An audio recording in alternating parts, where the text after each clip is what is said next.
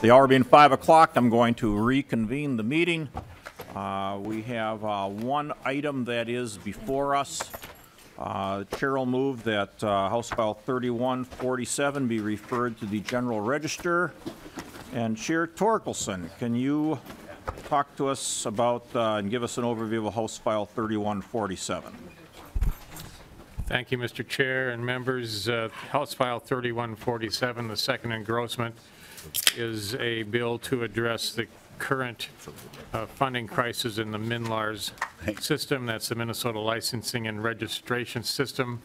I will step through the bill briefly, and then we have a couple of amendments. Subdivision 1 of the bill outlines the expenditures of $7.5 million from driver services and $2.5 million from vehicle services. And then under B, it designates the particular appropriations that funding would be used for. These numbers come from a spreadsheet provided to us by the department. I don't think they're going to get last.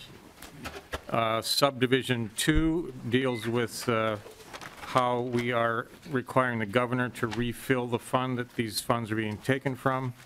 There will be a change to the date in an amendment that will be considered later, but basically it says that these funds will be taken out of the reserves of the department, but then by the date specified, the governor will refill that fund for future use from his administration's budget. Subdivision 3 outlines a number of performance measures that we are requesting that the departments verify to us as they're working on getting this program up and running. I will not run through them one by one. Subdivision 4 deals with progress reporting. Again, as they're trying to get this system up and running, we want detailed information on just how the work is going. Subdivision 5 is a request for information section that is asking the department to at least consider whether or not they can go to an outside vendor to do this work and get some information on what that might cost and what kind of capacity is out there. And finally, Subdivision 6 deals with the Real ID Act extension. The current date is October 1st. We believe, I believe anyway, that the company that's been hired to do the Real ID motor vehicle work for MNLARS is very capable and will probably make the date, but without an extension, we'd have a large number of Minnesota citizens that would be trying to get their Real IDs in a short amount of time. We believe that there's a good chance we can get an extension, but we won't get it unless the governor requests it, and he as of yet has not responded to a letter I sent him some time ago. With that, Mr. Chair, I do have a couple of amendments, unless you want to do, it's up to you what order we do the amendments in, Mr. Chair. Well, why don't we take the A10 amendment first? Representative Torkelson moves the A10 amendment. Thank you, Mr. Chair. I'd like to move the A10 amendment, but I would like to do a verbal change to the amendment. On line 1.2, I would strike 2019 and insert October 31st, 2018. Why? All right, Representative Torkelson has strikes 2018, insert October 31st, 2018. Representative Hillstrom to that oral amendment. Thank you. Mr. Chair, can you tell me why you picked October 31st of 2018 as the date? Representative Torkelson. It corresponds to a date on the calendar, the significance of which I'm having a problem remembering, but perhaps Representative Anderson would help me out. Okay, Representative Anderson. Thank you, Mr. Chair. And Representative Hillstrom is kind of splitting the difference between the two versions that you have here. As you see on line 21, it actually is June 30th in the bill currently. And so Chair Torkelson had it at the 2019. I said, let's split the difference and make it October 31st. It's not exactly a perfect split, but I think it makes sense. And it also keeps it within this year versus going to the next year. So, Representative Hillstrom. Thank you, Mr. Chair. But is there a significance in the fiscal? It's, it's still part of the same fiscal year, so there's no fiscal event that is happening that causes you to like October better than you like January. Representative Anderson.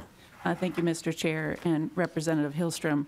By leaving it within the 2018 year, though, it does keep it within this administration versus a future administration. Members, Mr. Sullivan's informed me that we need a slight technical correction to the amendment as stated, so if I could recognize Mr. Sullivan, our counsel.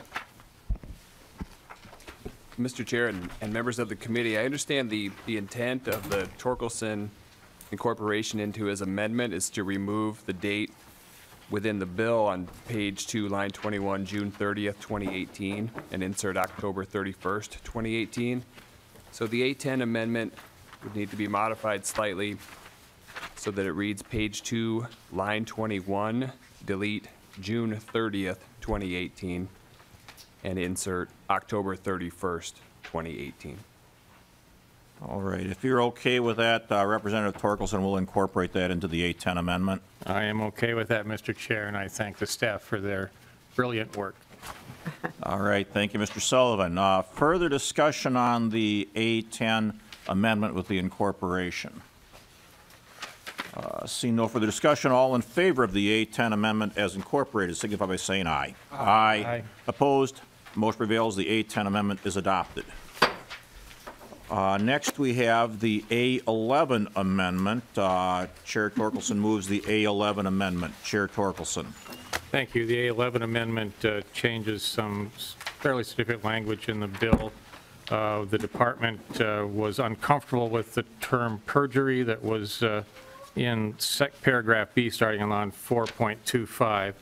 So we are eliminating that paragraph from 4.25 to 4.29, but then we are adding some language to the paragraph preceding it, and you can read the language there that states, in quotation marks, I affirm that the statements submitted to the legislature in this document are complete and truthful to the best of my knowledge. Then there's some other clarifying changes going up from there on page 4, line 23, delete certifying and insert that certifies. I believe that's just to make it read properly. As I said, we delete the paragraph B, and then we have to re-letter the following paragraphs so that they work. And then finally, on page 4, line 31, there is a change in the language. The discussion to the A11 amendment, Representative Hillstrom. Thank you, Mr. Chair. Is there anywhere else in statute that we require commissioners to do such a thing? Representative Torkelson. Thank you, Mr. Chair. Representative Hillstrom, I do not know. Representative Hillstrom. Thank you, Mr. Chair. And the purpose then that you first wanted it to be under the penalty of perjury, or that you're affirming this, of course, no one's supposed to lie to the legislature, so can you explain to me why it is that you think that it should be like this? Representative Torkelson. Thank you, Mr. Chair, Representative Hillstrom, and members. As you know, the history of this work has been riddled with dissatisfaction and incomplete work. And the testimony we've received has indicated that the work would be completed. I guess it's probably appropriate that we emphasize the need for honest communication. Representative Carlson. Mr. Chairman, there's been times in my time here when we've had some difficulty, and I in no way want to defend the difficulty we've had with this issue, but is there any other area in our statutes where we do this kind of thing, whether it's perjury or the new language? This is totally unheard of in my view, that we would incorporate language like that. I think that's a terrible message. I would assume that our people that are coming before us and testifying aren't deliberately falsifying anything. They may have had certain understandings where they thought certain accomplishments might be made that didn't materialize, but it just seems rather strange to me that we would be incorporating either language, the new or the old. But does anybody know the answer to that question? Have we done that before ever? Representative Carlson, I guess I don't know the answer to that. I know that there has been some concern about, obviously, this particular issue and representations that have been made in terms of when it was going to get done and by what time it was going to be done. And of course, those timetables have not been met. But I guess I don't know if staff would know the answer to that. Mr. Sullivan, if you know if this sort of thing's been done elsewhere in statute or in any other past history? Mr. Chair and members, not to my knowledge. I did glance at colleagues who were in the room who helped draft this language, and I believe the indication I got is that they weren't familiar with anything either. But if they do, they could come down and address the committee. Mr. Chairman. Okay, Representative Carlson. I guess I'm concerned about the precedent of this kind of an approach. I mean, I would hope that anybody that testifies before any legislative committee at any time, especially our commissioners and so on, would be truthful and forthright in their approach. Now, does that mean that mistakes aren't potentially made? I'm not going to say that, but we're plowing new ground here with this language. Your new language, I think, improves it rather, it's not perjury, but it's still, in my viewpoint, highly questionable to include the language under either circumstance. Representative Carlson, staff tells me that this language is similar to something that employees of the state in different departments that are undergoing a review by the legislative auditor sign. I'm wondering if I could have Mr. Nobles come down and affirm that, and then as long as he's down, speak to any other comments that he's got on the whole MNLARS issue.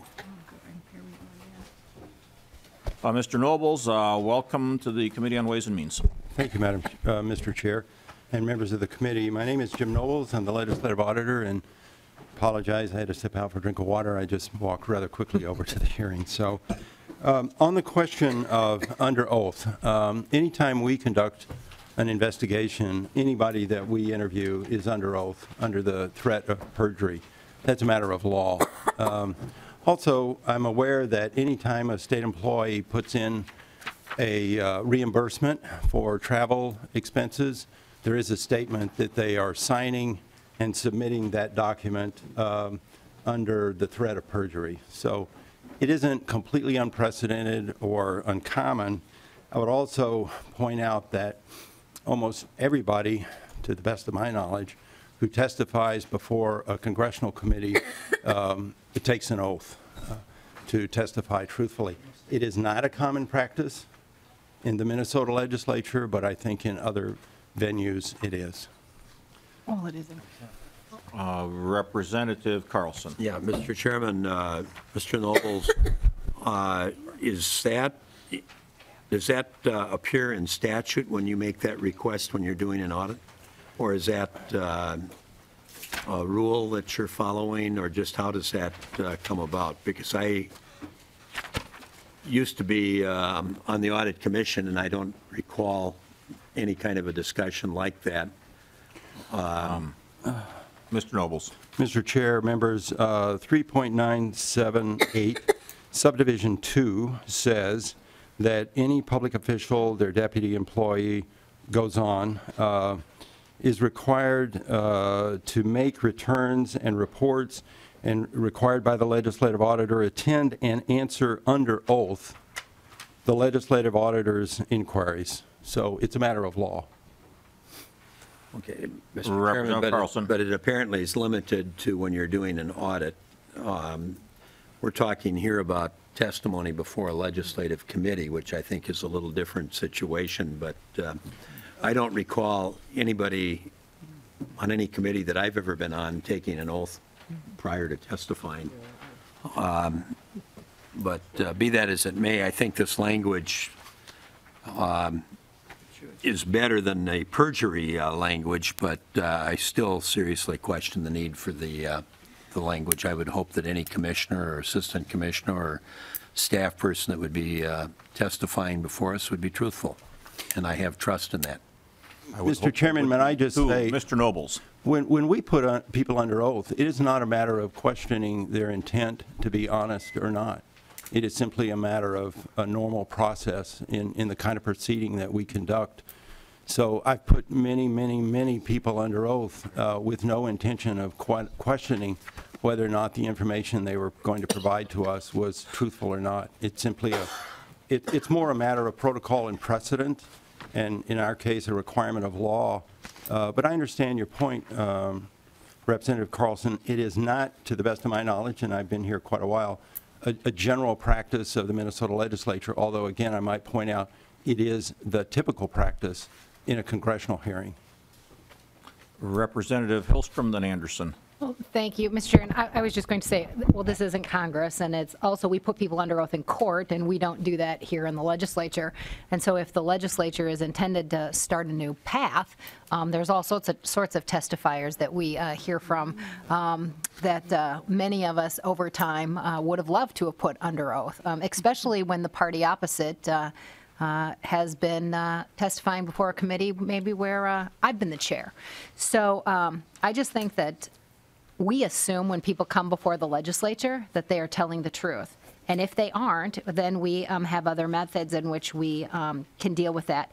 We actually have a subpoena power as a chair of a committee. Mr. Chair, if you want to have a hearing about what's happening, you can subpoena somebody to come in and you can have them testify. And so I think we have to be careful when we are talking about dealing with an issue and actually fixing a problem and implying that the people who are attempting to work on the problem are doing so in a manner that does not shine lightly as honest. And I just refuse to believe that people are disreputable when they come before the legislature. I like to believe that people tell the truth when they're testifying before the legislature. Representative Anderson.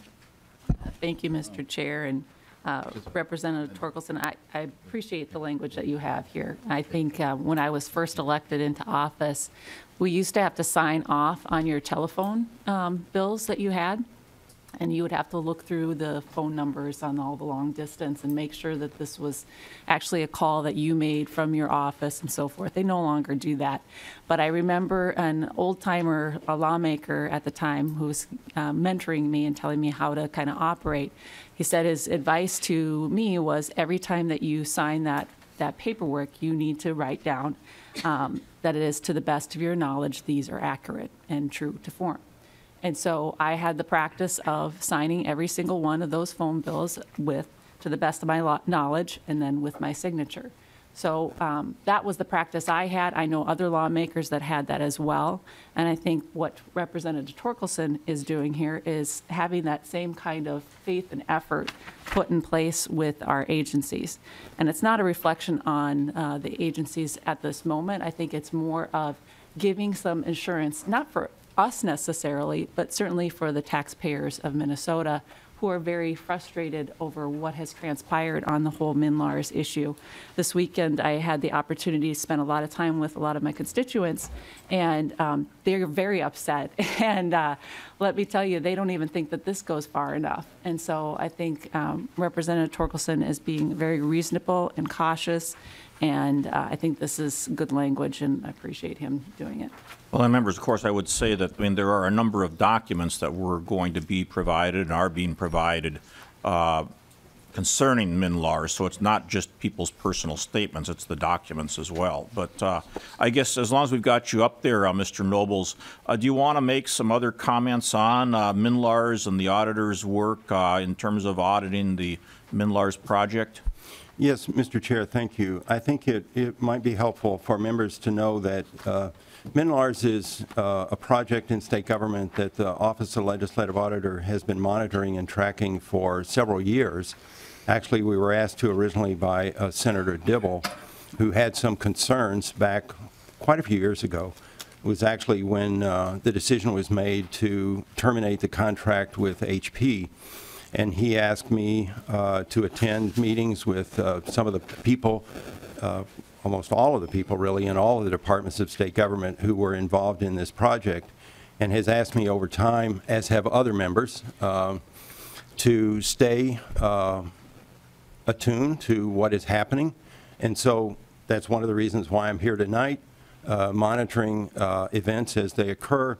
We have also opened up a financial audit, which is going to examine the accuracy of financial transactions being made within MNLARS. We already know from some preliminary work that there are inaccurate financial transactions. We simply want to go much deeper and come to an understanding of how serious, how broad, and how deep those errors are. We are also monitoring in terms of why, at a fairly late date, the administration proposed the $43 million addition to the appropriation for MNLARS. Again, we've been tracking MNLARS for a considerable period of time, and it was a surprise to us when the announcement was made, as it may have been to some of you. So we would like to understand why, what was the basis, what occurred that required the administration to request an additional $43 million. We would also, and I say this regretfully, we would at some point like to do what we did with MNsure, and that is do a real postmortem.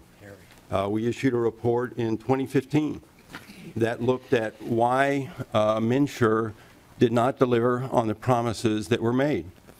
And we thought that there were lessons learned from this experience that would not be repeated. But here we are again, and so we will have it as one of our responsibilities under our statute to examine what went wrong, why, and report those facts to you and to the public. Representative Torkelson. Well, thank you, Mr. Chair. I would only add that it's my reading of this language that it refers to written documents, not to oral testimony. Representative Hamilton. Thank you, Mr. Chairman. And we had a hearing in Health and Human Services here a week or so ago, and Minute was in there talking about some future projects. And one of the things that I had said was that that day I had a constituent show up, and we were talking about the fix of the whole MNLARS also. And I said that we'll be voting on additional dollars. And they said, why are you doing that? Failed miserably on MNsure. The release or the opening of and launching of MNsure failed miserably on MNLARS. What reassurance are you going to give us that these additional dollars are actually going to do some good? And I don't know if Mr. Nobles would be able to or willing to comment on that, or Representative Torkelson. I talked with Torkelson here, and I'm looking to support this. However, what type of assurance do we have that the problem's actually going to be fixed if we vote on sending these additional dollars their way? Well, Representative Hamilton, you're getting to kind of the whole bill as opposed to the particular amendment. But as long as I've got Mr. Nobles up there, Mr. Nobles, would you like to respond to Representative Hamilton? Mr. Chairman and members, I think the folks from the Department of Public Safety and Minute should also address this. I think they will tell you they can never give absolute 100% assurance that all of the functionality will, even with this appropriation, be rolled out perfectly. But I think that what we have in place now, I think we do, is a monitoring system that will certainly give us better information about the status of the project and about whether or not we are proceeding according to what is referred to as the path forward or the road forward, which has some milestones that should be measured so that there will not be another surprise as we had with the request for the additional $43 million. So I think it's just a matter of more legislative oversight through the legislative committees and the Office of the Legislative Auditor, that we can have some greater insight and I hope assurance that we won't end up back here where we are today. Thank you, Mr. All right. Other discussion of the A11 amendment? Seeing no further discussion, all in favor of the A11 amendment, say aye. Aye. Opposed? No. Motion prevails. The A11 amendment is adopted. Okay, next, members, we have the DE5 amendment, which I believe is Representative Hornstein's amendment. Representative Hornstein moves the DE5 amendment. Representative Hornstein. Thank you very much, Mr. Chair and members. We agree, I think, well, bipartisanly on a number of things. And, you know, I think we're in agreement on this $10 million allocation. We're in agreement about the need for progress reports and additional accountability. I was pleased to hear that Mr. Nobles talked about more oversight through committees. And that's part, well, I'll get to that, but that's part of what we want to do in this amendment. I think where we have still some differences are around the source of this $10 million. I think it should come from the existing rainy day fund that DVS has. This is not a new allocation of money. We have reserves, agencies have reserves for emergencies, and I think we can agree this is an emergency for moments like this. So rather than going through a somewhat convoluted process of having different state agencies allocate this money, I think it's neater, it's cleaner. There is a nexus between DVS and the MN.IT system, whereas there's not necessarily one when you look at other state agencies. So that's the primary difference. I think there's this issue of looking at privatization again, and I think as Mr. Nobles pointed out, Senator Dibble, myself, and others were very concerned about what happened with Hewlett-Packard. Some of the issues with MN.IT really can be traced to that, and that was back in 2013 and 2014. So when we tried to do that, it just made matters worse.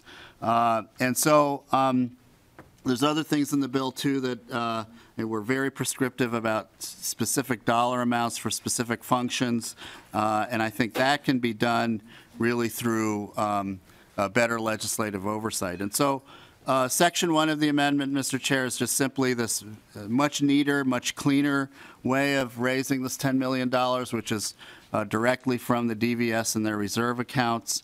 And then Subdivision 2, I chose the Ways and Means Committee as the appropriate place to do oversight because we have a lot of talent on this committee. Representative Torkelson, who spearheaded this and done a good job with it, sits on this committee. Representative Baker, who has also played a lead role, sits on this committee. Representative Anderson, who's done good work in her committee, sits on this committee. We have you, we have Representative Carlson, who have a lot of wisdom on this. I'm the finance lead for the minority. So it would be very appropriate for us to take this on. And I don't know the folks on the Senate Finance Committee, but I'm sure they're very talented as well. So, so we would have oversight. I'm not requiring weekly meetings, Mr. Chair, during session, but I use that as a guidepost because this is a way, you know, we're in a situation here where we've got to stay on top of things. And so it's at the call of the chair, once a week, once every couple weeks during session. We can get started on this now. Under the bill, it talks about some of these accountability measures 21 days after enactment. Well, the Senate has an entirely different approach. We're likely going to have a conference committee. Things are moving very slowly in the Senate. Who knows when this is, and my understanding is that the governor has concerns, so we're going to have to get into a protracted negotiation there. Let's just get this done now. Let's fix it now. Let's start the hearings now. Get the money out. We have a fantastic new minute commissioner, and there's 3 new people in place there. What's happening is people are leaving People are leaving Minute. We already have had some talented people have indicated that they're going to leave unless we get this thing done. Some are actually leaving now. So the more we dawdle, the more we delay, wait for the Senate, negotiate with the governor, I think we're just not going to fix the problem. And so this amendment is a way to fix this problem quickly. And so I would ask for your support, and I'd be happy to answer any questions. Well, Representative Hornstein, you talked about getting this done now, and you talked about the Senate, and I was looking at the progress report hearings, and it looks to me that if we do meet every week in session and then have the meetings in the interim that you talked about, that we would have 18 more meetings on this subject by January 31st. And since you mentioned the Senate in here and getting this done now, have you talked to Senator Rosen and gotten her agreement to hold 18 Senate Finance Committee meetings? It would be the call of the chair. Mr. Chairman, thank you. That's a fair question. It's at the call of the chair. So this is just, a guidepost here. You can do it weekly. I'm just saying, to stay on top of this, we better get going. And the Ways and Means Committee is an appropriate, we don't have to do a whole nother legislative commission, task force. We're getting so many commissions and task forces. As the legislative auditor said, the committee process is the appropriate way to do this. So I'm just looking at this as a guidepost. We're here. We can oversee this. The other thing is it's at the call of the chair. It's at your discretion. Again, we can get all of our questions answered. I wouldn't have any, I don't, anything's fair game that we would want to ask. But let's put them before us. Let's figure out weekly or biweekly even guideposts and have some accountability here. I think there was some fair concern when we did this at the Transportation Finance Committee that I was just worried about the money. I'm not. I'm worried about money and I'm worried about oversight. Well, Representative Torkelson, I guess let me ask you how you feel about the DE5 amendment. Well, thank you, Mr. Chair, and thank you, Representative Hornstein, for bringing this forward, but I don't think it really fits with what we are trying to do with this bill. I've received, as you might imagine, numerous communications from a variety of people regarding MNLARs and what's been happening, and none of them are asking me to make them less accountable. They're asking me to make them more accountable. I believe what's laid out in the bill does give the information to the proper committees in detail, and that's exactly what we need. The idea of multiple Ways and Means Committee meetings just to me does not look like a sensible approach to this work, and I would suggest a red vote on the amendment. Representative Carlson. Yeah, Mr. Chairman, I was wondering with this amendment taking what I consider a better approach than the way the current bill is before us, if we could hear from Commissioner Claiborne in terms of her thoughts about the part of the bill that's prescriptive and the approach that we're using here with the amendment on funding. Sure, we can call her up now. I was thinking of giving the department an opportunity to testify when we got to the main part of the bill, but if Commissioner... If you want to do it then. Well, no, but this, this would really I basically eliminate the whole bill and just give the department $10 million and essentially strips out all the oversight in the current bill and then just basically has a lot of Ways and Means meetings to provide oversight over the bill. I'm not sure, by the way, if we, I'd probably have to go to Representative Rules Committee Chair Pepin and get a much larger committee budget to pay for all the meetings that are going to be called upon by this bill. But anyway, yeah, let's have Commissioner Claiborne come up now. And since this would greatly change the bill if it was enacted, I think it's an appropriate time for the commissioner to come forward. And by the way, Mr. Chairman, years ago when I was on Rules, we did have a member, a chair from your side of the aisle that came in and asked for an increase in her committee budget because she was having so many hearings. And what happened? She was granted the... Well, she's probably more persuasive than I am. Well, I don't know about that, but Mr. Chairman, I would say that she couldn't have been asking for as much money as I'd have to ask for this. Well, that I don't remember. I have a pretty good memory on some things, but I don't remember how much it was. But she had spent her entire budget. The question, though, that I have of the commissioner, I think she's at the table now, would be her reaction to the amendment versus the way the bill is structured. And the only thing I would challenge a bit, Mr. Chairman, when you said there's no oversight, we can debate what the appropriate oversight would be, but the amendment that he's offered does have oversight. I mean, I don't want to have anybody, I don't know if we're on TV or in the audience, but to leave the hearing with the understanding that there's no oversight.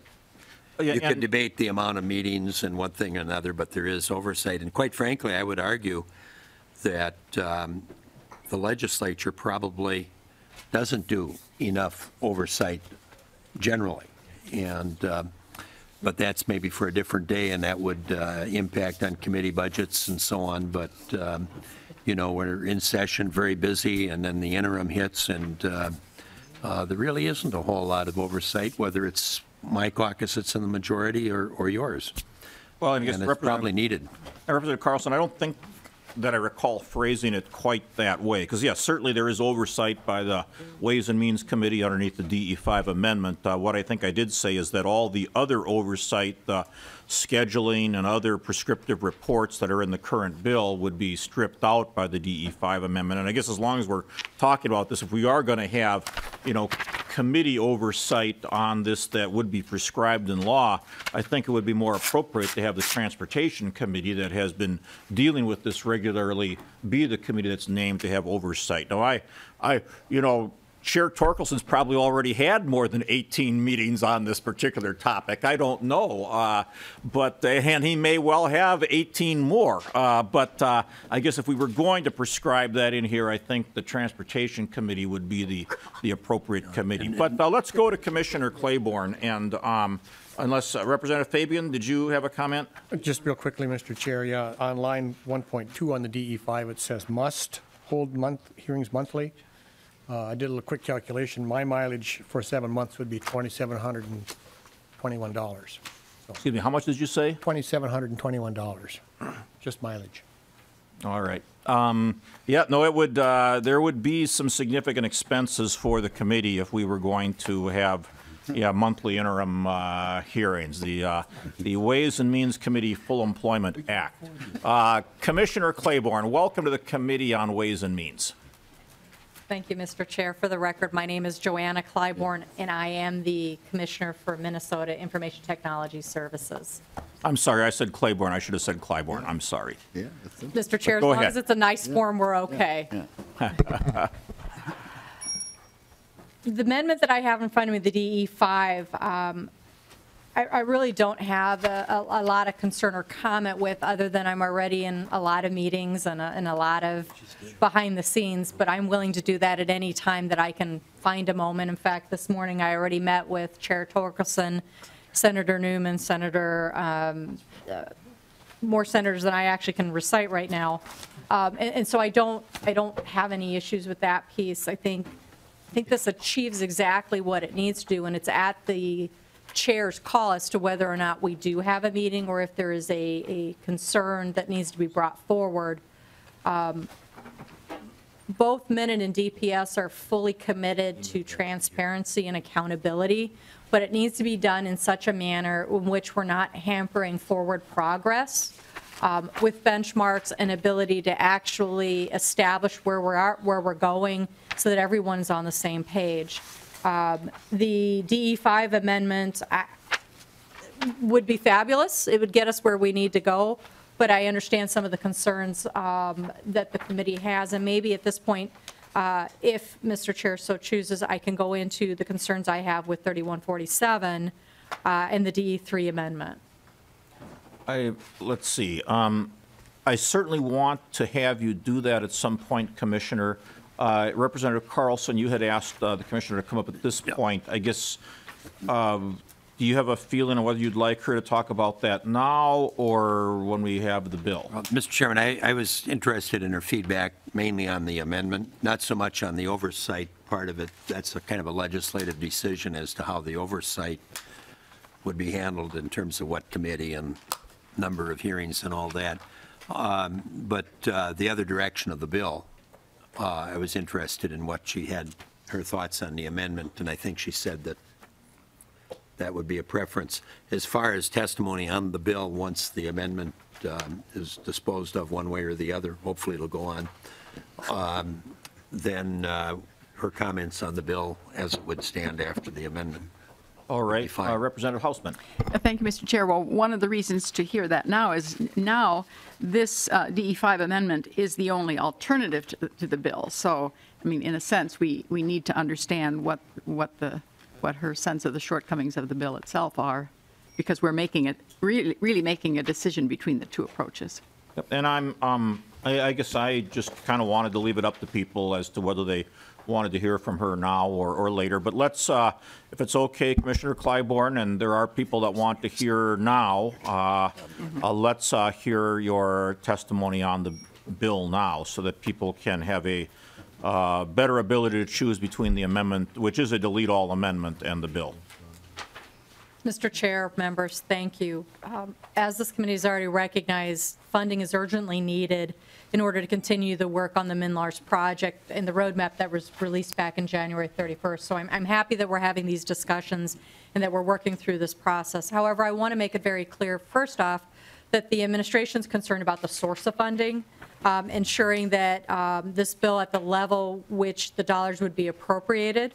The governor feels very strongly that the best source of that funding comes from the current fiscal year that's available balance in the DVS Special Revenue Fund, and that the current $10 million that is available in that in unobligated funds is that best source to be used by the legislature to fund the MN.LAR's maintenance. As this committee very well knows, that's what those funds were intended for, and it would be appropriate to use them. It's a common sense approach to it. It permits the project to move forward to resolve any outstanding issues immediately, but it also allows the legislature time to consider options and to move forward with a final solution that meets both the needs and expectations of Minnesotans, as well as does not impact the surplus in the general fund. The governor does not, however, support reducing existing appropriations elsewhere. It's unnecessary, and there are more appropriate means and funds available. The DVS funds have an existing balance that is available, as I said, for this purpose specifically. Furthermore, requiring reductions from unrelated program areas would cause undue burden on agencies that had no involvement in the MN.LAR's project at issue here. Another area of concern that I have with the bill is the level at which the dollars would be appropriated. So for reference, see 1.12 through 2.5 of the second engrossment. Large, complex IT projects, by their nature, are extremely fluid in their undertaking. And so projects that are made part of a budgeting process, it's critical that there's some flexibility to shift appropriations that allow for dollars to be shifted across areas of spend on the project to address unanticipated areas. Lastly, I recognize the purview of this committee is over the finance matters and not policy, but I wanted to relay that MN and DPS have shared with the bill's author our concerns about some of the oversight and reporting provisions. As I've said before, I'm very much open to new mechanisms to ensure that there's sufficient oversight and transparency, but it's important that any mechanism in itself that's put into law ensures that the oversight that is being crafted is in such a way that provides the lawmakers an accurate picture of the progress. But it's also important to balance those new reporting requirements and mandates with the need of keeping the IT project staff focused and on the task at hand and improving and completing the MN.LAR's system.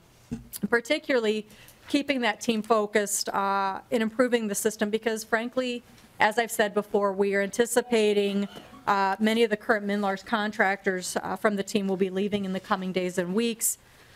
Some of from you have already heard this, but notice was provided last Thursday.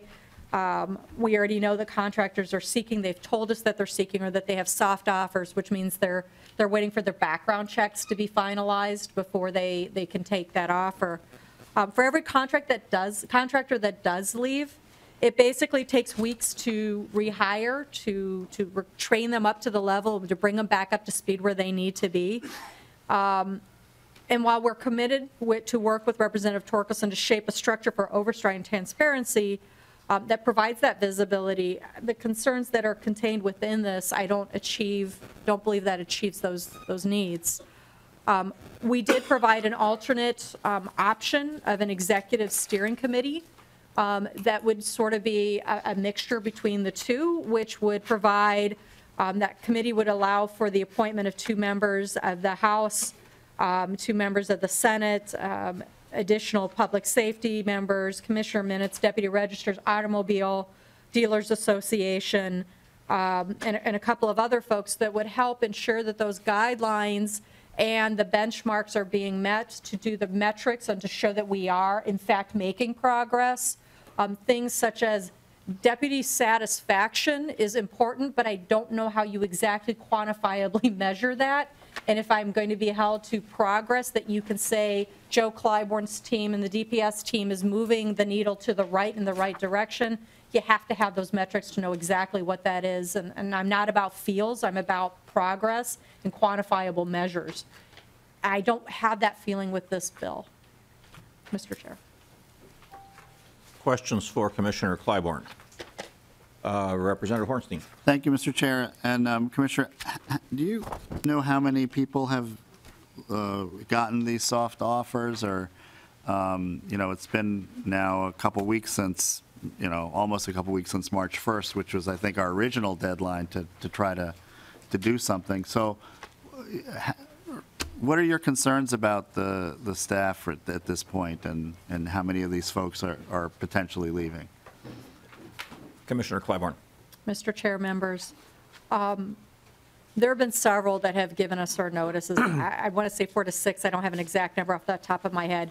Of most concern is my top contractor in the development oversight role, who has provided me notice that he will be leaving before the end of the month. This gentleman is also what we call the lead scrum master. For those who don't know what that is, I think the development team leader. This individual has deep experience with our processes, our tools, and our project documentation. This individual leaving is going to hurt. It's going to be hard to replace that skill set. I have other contractors who are starting to hold me hostage by demanding increases by up to 20% or more. I'm sure some of you might feel in that same situation I am right now. But they're demanding more money because they know that they're going to be worked harder with less resources and no guarantee that there's going to be a continuation of funding. And in a place where we have 0 unemployment, they just don't need this headache. And so when you have something else that has a guaranteed funding stream and doesn't have to worry about every other month whether that's going to be cut, they're going to take that opportunity. I know I sure would. Other questions for Commissioner Clybourne? One more. One additional one. Sorry. Okay. One additional one. I think that since this bill left, I last saw it at Transportation Finance, but we have some new language in primarily on page 2 of the bill, where there's some specific money for some specific purposes that has been, I think, added in state government finance. I don't know if you could comment on this. Are these numbers make sense? Were you consulted about this? We rarely, I think, allocate money with this amount of specificity in line items. So I'm curious to know what your thoughts are on that. Commissioner Clybourne.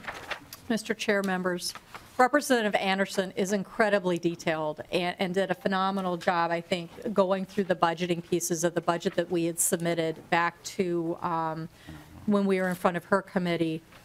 So the numbers are coming out of our budget that we provided back on the spends. The concern, however, is that, as I stated before, the ability to move between the various projects or designations is important, especially when we do things like right now. I don't know how much my contractors are going to cost me, because I don't know at the end of the month how many have actually left, which one left with what skill sets, and who I have to hire on and how much ramp up I have to take. So I have no real flexibility in between there to stay, even though within the parameters of the money I'm given, to shift as needed in order to make it all work. And so my concern with that is that it has an unnecessary amount of rigidity in there that doesn't give me the flexibility I need to move this project through. Thank you, Mr. Chair. Representative Anderson. Thank you, Mr. Chair, and to the commissioner's comments regarding the specificity. That's it. I'm going to go with what Representative Erdahl said, and I don't do that very often, right? Not enough, true enough. But we went to great lengths to work with Commissioner Clybourne and I'm having problems tonight, Commissioner Doman, to get these numbers and actually get the data from you. It was one of the reasons that we asked so many questions about exactly how are you budgeting. And I think one of the concerns that we had throughout this whole process is how did we even get to this position where you're short on the funds? And so we want to believe that this is truly the accurate numbers that we're dealing with, and that this is what it's going to take to get us out of the hole, if you will, that we're in. And so that's why we asked all those questions and said, how much do you need for this and how much do you need for that? And the $4.76 million that is in here was with a ramp up, if there were changes. So that includes the funds of the ramp up. So all of that is taken into consideration as part of this. And I think that this is a good example of how we don't get ourselves in trouble in the future. And I think it's a protective mechanism to tell the people of Minnesota that we have done our homework, we have checked everything, we believe that this is truly the amounts that are going to be needed. These are the numbers that were given to us by the agency. And so that was the whole purpose and point of doing it. And I think it's a step in the right direction to give the people of Minnesota faith that we are doing our homework to make sure that things are going to run smoothly from here on out. So that's it, Mr. Chair. Let's see. Before we take the vote, any last words to the author, Representative Hornstein? Thank you, Mr. Chair. I'd like to have a roll call on this.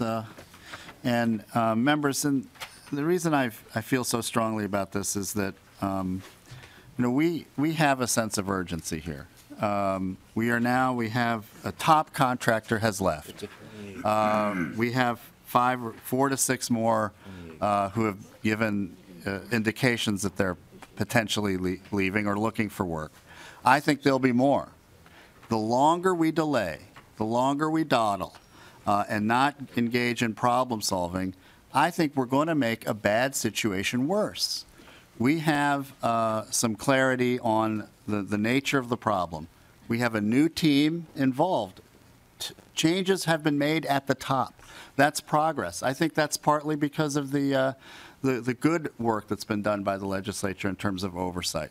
So I'm hoping that we're turning a corner with some talented people.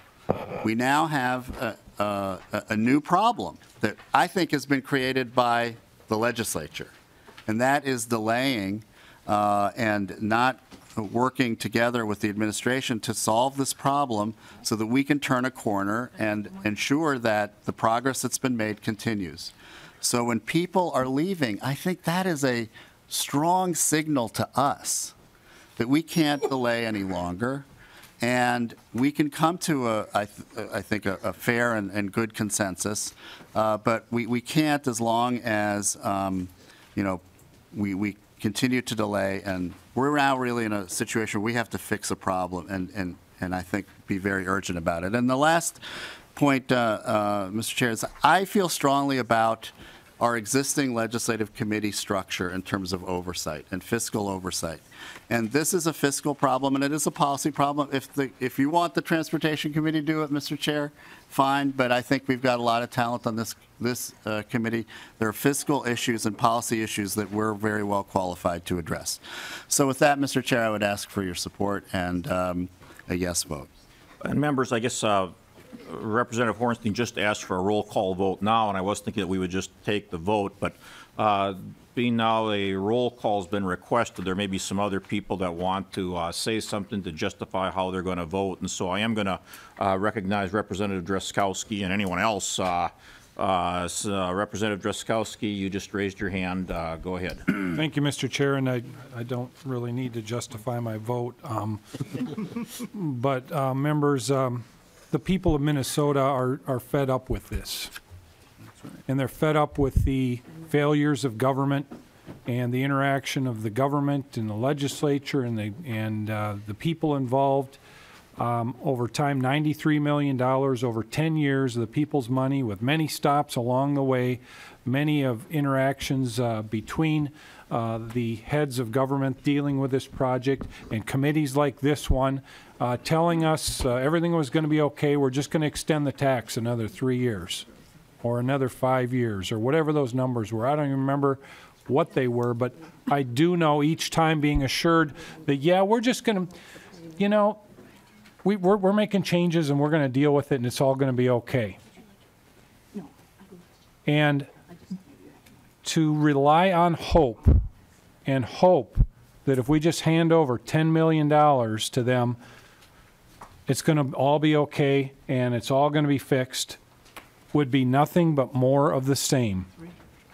And the people who send me here, members, would be rightful in their own mind to kick me out of here if I voted for this amendment in front of us, because I don't know if this is on TV or not. I hope it is. But I'm going to tell the people on TV, the proposal that is before us right now is for us just to take another $10 million of government money and just turn it over to the government and hope that it all gets better. They want to change this bill, and Representative Torkelson's got a good bill that actually builds in some accountability and says, you know what, government? You got to actually develop some performance measures, report them to us, and then come back and measure them and show us that you're actually making progress in getting this thing fixed. A very good proposal that's before us that is, there's a motion here to amend it to say, no, we don't want those performance measures. And then we heard from the government that, from the commissioner, that, well, we don't really want that oversight of the legislature. By the way, the legislature represents the people of this state. And it is our job to provide oversight over the government. And we heard from a commissioner, and she's a very bright individual, and I hope that she will do a good job, and I have every indication she will, because she's a very intelligent and apparently very capable person. But she said something that troubled me a lot, and that was, well, we don't want this oversight from the legislature and the people, but let's put some people from government in that group, and let's look over ourselves. Members, people of Minnesota, that's not what we want.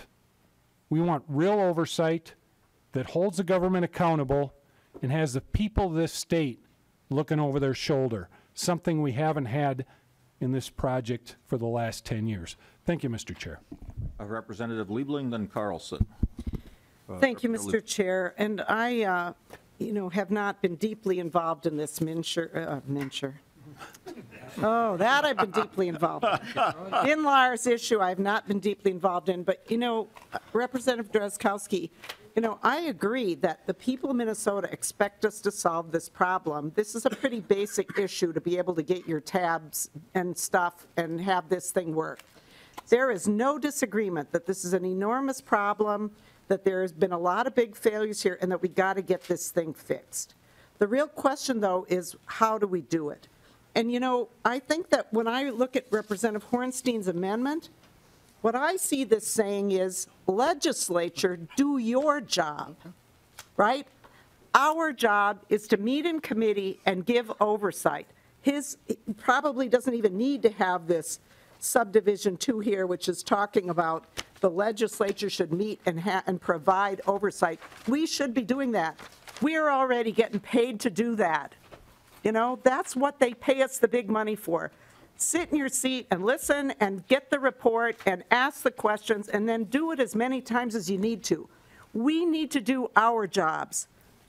What I'm seeing in this bill is trying to, for us telling other people how to do theirs instead of us doing ours.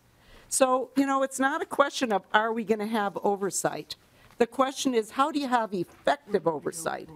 And I think that if we want to have effective oversight, then we should look at ourselves and do our jobs and have the appropriate committees, I don't know if it's this one or if it's the Transportation Committee, whoever has the most expertise ought to be having meetings and calling in the people and hearing the report and asking the questions.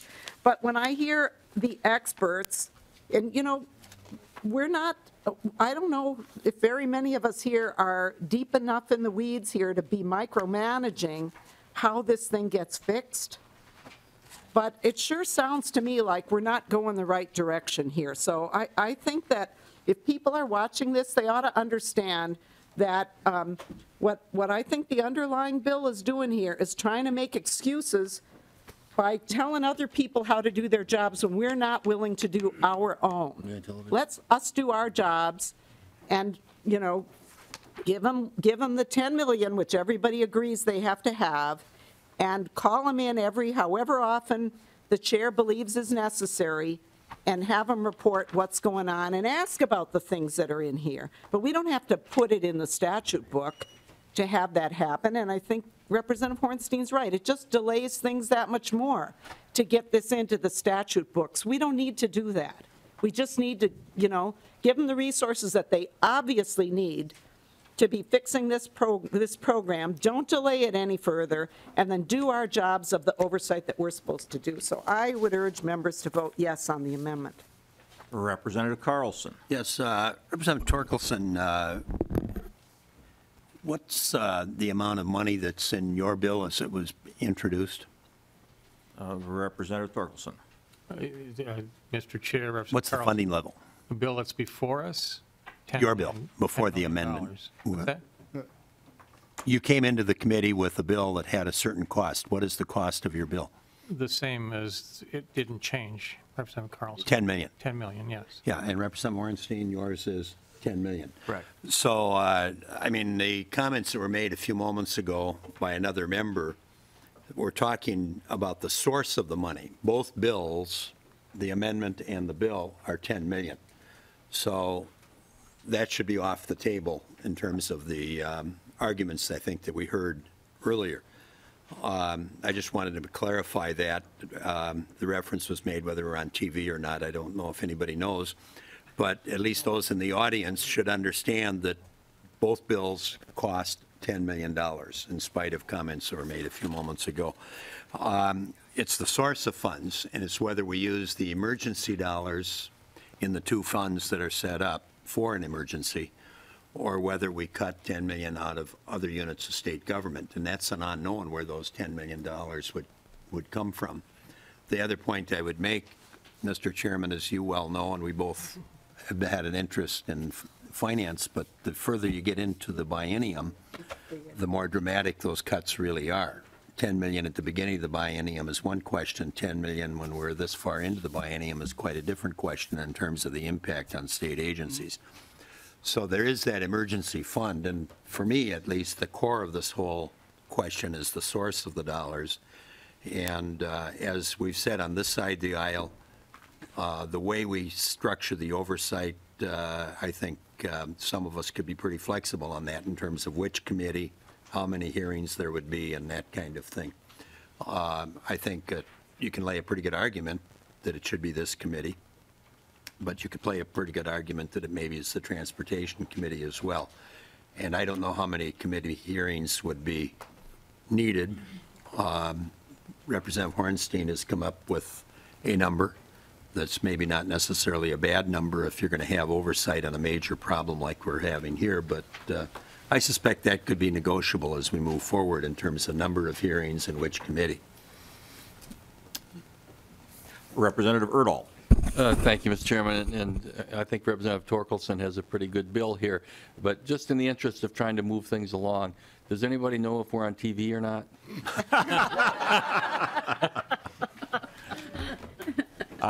Staff tells me that he believes we are on TV. Oh. Mr. Chairman, that probably means more speeches before we Well, that's adjourn. my concern. Well, I actually don't see anyone else who's asking to raise their hand, but I guess just so people who are on TV, but also people who are in the room understand what is in the two different bills. You know, in regard to the $10 million, the governor has requested $10 million more to deal with this issue. One of the big issues is that Representative Hornstein's bill spends an additional $10 million. Representative Torkelson's bill basically requires the governor to find the $10 million from our existing $46 billion budget. And I guess, you know, we passed funding for the governor's agencies, the executive branch agencies, at numbers last year that easily would have allowed for far more than $10 million to be found even at this point in the biennium. So I guess I don't have any concern that that money can't be found. And the other thing that this bill does is it, in addition to saying that the Ways and Means Committee is going to now provide the oversight with, at least the way the bill reads, 18 additional meetings on this particular subject, it takes out, if you look at subdivision 3 on page 3, all the performance measures that were in the bill, and we've obviously had a lot of problems with this particular project, a lot of concerns. It's way behind schedule, it's way over budget, and so various committees have put in a number of performance measures and scheduling issues to try to keep track of what is going on here. All those performance measures would be stripped out of the bill. If you look to page 4, there's a section on progress reporting that we would require the departments to inform the legislature on how things are going, how many employees are on the project, details on each performance measure, so on and so forth, deadlines, whether they're being met or not being met. All that information would be stripped out of the bill underneath the Hornstein amendment. If you look at subdivision 5 on page 5, request for information, there's a long list of information that we would require of the department so that the legislature can be informed and be able to do the oversight that we need to do. But all this information that is requested, feasibility costs, preliminary estimated timelines or schedules for implementation, on, capacity and experience of a potential vendor. All that information would no longer be required of the department. All that would be stripped out. And finally, members, and this is a little bit different topic, but it still relates to it, on page 6, the request for a real ID extension would be stripped out underneath this amendment. And I think we all understand that real ID is very important. We went through a contentious debate about that last year. I think just by a wide margin, people in Minnesota expect us to have that real ID available. We're going to likely need an extension with which the federal government historically has granted people if we ask for it. But our request for a federal real ID extension will be stripped out if we go ahead and adopt the Hornstein amendment. And so, members, when I look at everything that's being deleted in this bill by the Hornstein amendment, I appreciate Representative Hornstein's efforts, but I'd encourage a no vote. Representative Hornstein. Thank you. Mr. Chair, just to clarify one very important matter here. There's no new spending. We are taking money from existing reserves. That's a huge difference because what Representative Torkelson is doing is reducing, is taking existing money from other agencies to get to this $10 million. We're taking it from the agency where there's a nexus between driver and vehicle services and MNLARS. So we're not adding additional spending in my amendment. We agree on the $10 million. We're just not cutting other agencies to do that. We're doing it from the DVS. So I think that's just something I wanted to clarify in your comments. And you know, there's other things, but I'm conscious of time, and we can get to a vote. Okay, and it's true what you say, Representative Hornstein, except that there'd still be the $10 million in that fund that you're taking it from, available for other purposes. If we go with Representative Torkelson's bill, if we go with your bill, we'll be taking that $10 million. That's right. Okay. All right. With that, the clerk will take the roll on the DE5 Hornstein amendment. Representative Knobloch? No. Representative Vogel? No. Representative Carlson? Yes. Representative Anderson? No. Representative Baker, Nope. Representative Davids, Representative Dean, Nope. Representative Dittmer, No. Representative Drazkowski, No. Representative Fabian, No. Representative Garofalo, No. Representative Gunther, No. Representative Hamilton, No. Representative Hausman, Yes. Representative Hertas, No. Representative Hillstrom, Yes. Representative Hordenstein, Yes. Representative Liebling, Yes. Representative Loon, No. Representative Marcourt, No. Representative Murphy, Yes. Representative Nornis, No. Representative Pulowski, No. Representative Poppy, Yes. Representative Torkelson, No. Representative Erdahl, No. Representative Wagenius, Yes.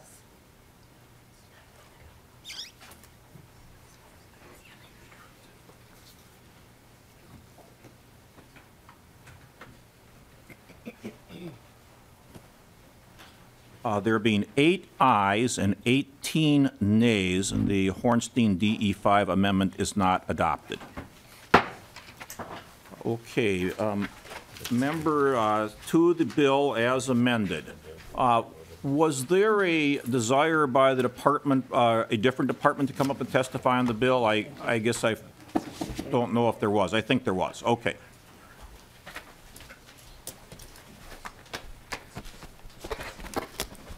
Commissioner, welcome to the Committee on Ways and Means.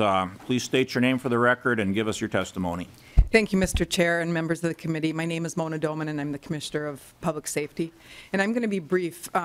Commissioner Clybourne and I have been traveling around to legislators' offices and hearings, and we share the same concerns about the bill before you. The governor feels very strongly that this funding should come from the special revenue accounts in driver and vehicle services, the driver services account and the vehicle services account. And so that is one of the concerns in the bill.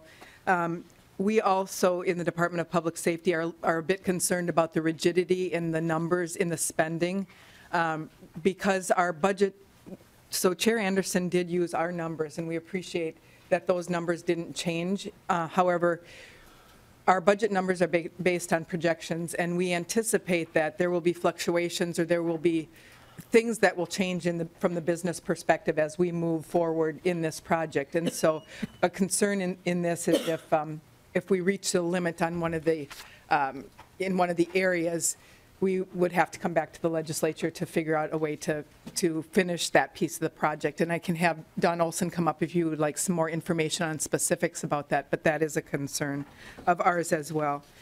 I would just like to say that I appreciate the time that has been spent by Chair Torkelson in working with the department and Representative Baker and others who have met with us to hear our concerns and to ask questions of us.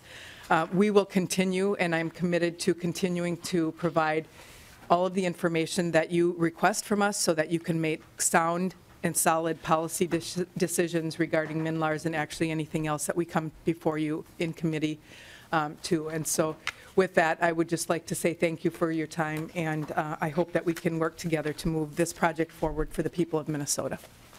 All right, and members, at this time I'm going to request a roll call on the final bill as amended. Is there any questions for the commissioner? All right, discussion to the bill as amended. Representative Torkelson, any last comments on your bill?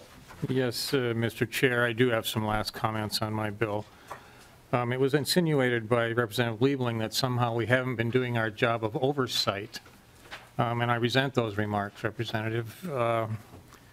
I spent a lot of time last session trying to figure out if this rollout was ready to proceed. I was downtown at their offices and saw their situation room where they had lots of computers and lots of people, and assured me that they were completely prepared to handle any eventuality and that this rollout would go at least not perfectly. We didn't expect perfect, but we at least expect something that would work. At the same time, we passed a budget that included all the funds necessary that's indicated to us to last through this entire biennium. And in fact, we had no indication from the department up until January 31st that they were going to be short of money. I used the term sticker shock at the time because we were completely blindsided by this request. We thought we had provided all the funds necessary to do the work that was going to be done.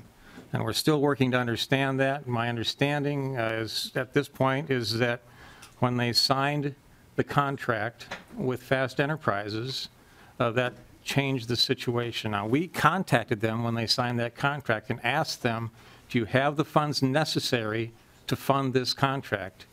They indicated that they not only had the funds necessary, but they would still have a surplus at the end of the biennium.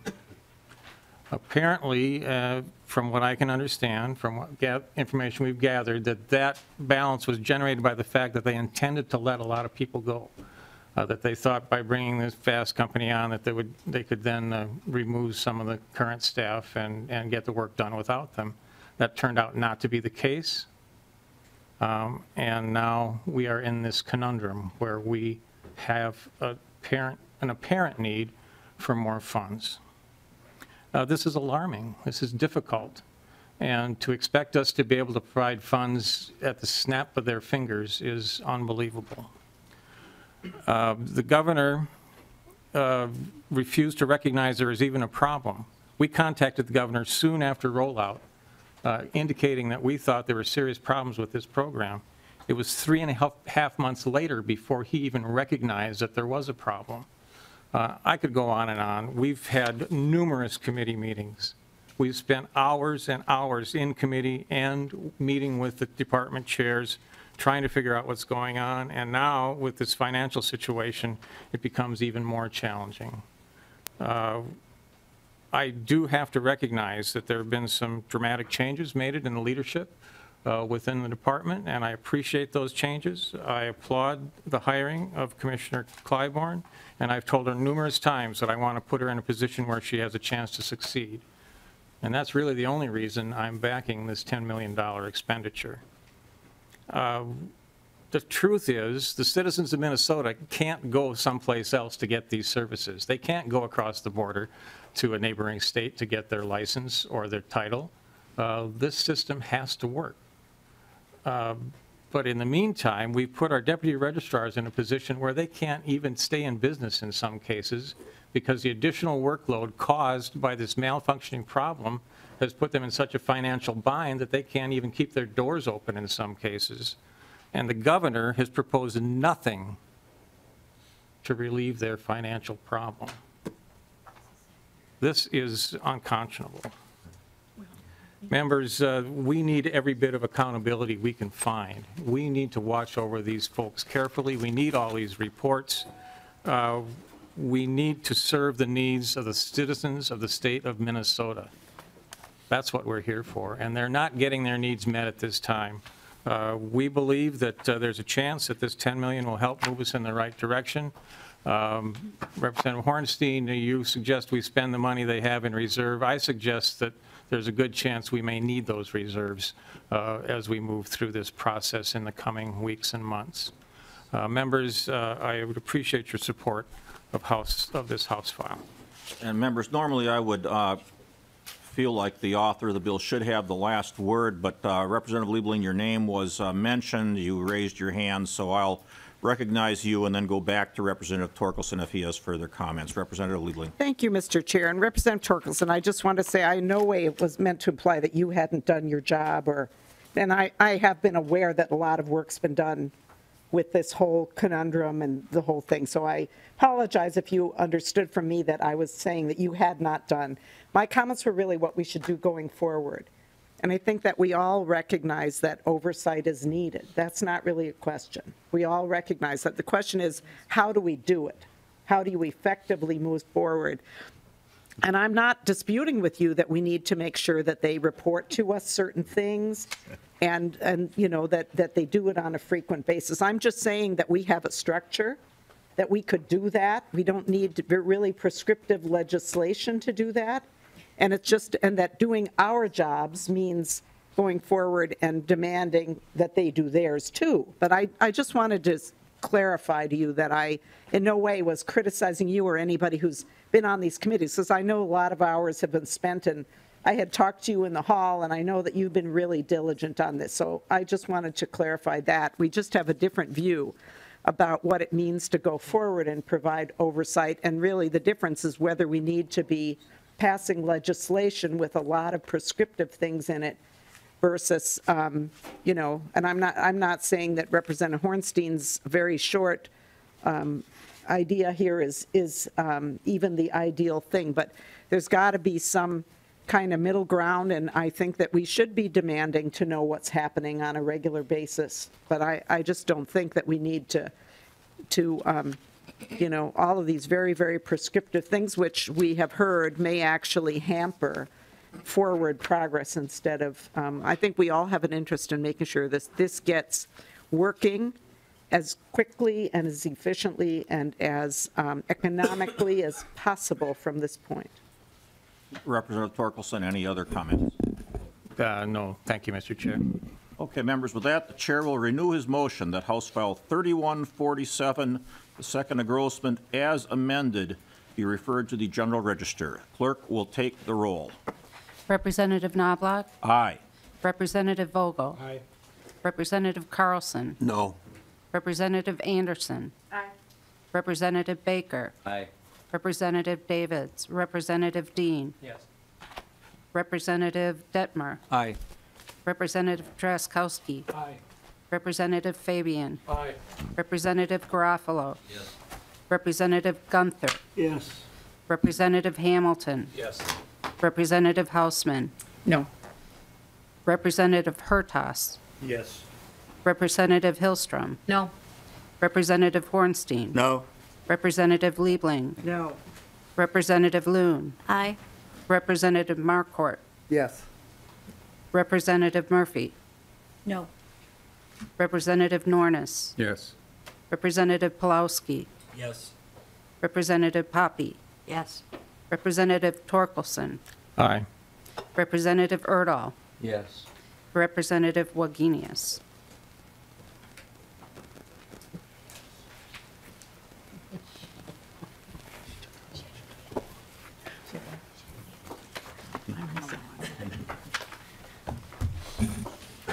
There being 19 ayes and 6 nays, House File 3147 as amended is referred to the General Register.